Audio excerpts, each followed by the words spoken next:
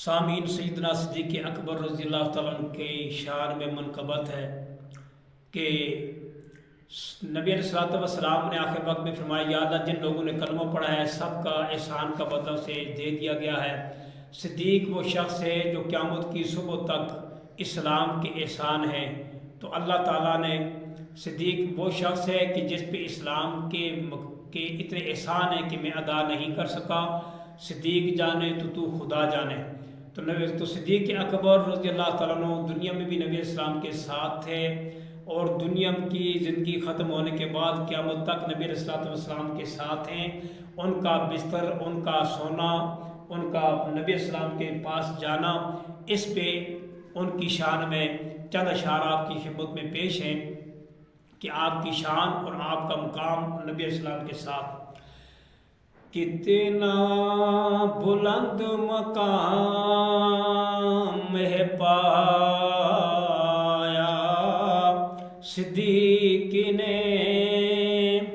بستر نبی کے ساتھ لگایا صدیق نے، کتنا بلند مقام ہے پایا صدیق نے، بستر نبی کے ساتھ لگایا صدیق نے، پہلے اعلان پہ کہا حاضر ہوں میں حضور، سوچا نہیں نہ آزمایا صدیق نے، کتنا بلند مقام ہے پایا صدیق نے۔ صدیق کی امامت میں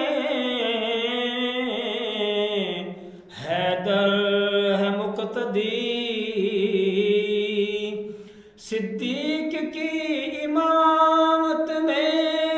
حیدر ہے مقتدی،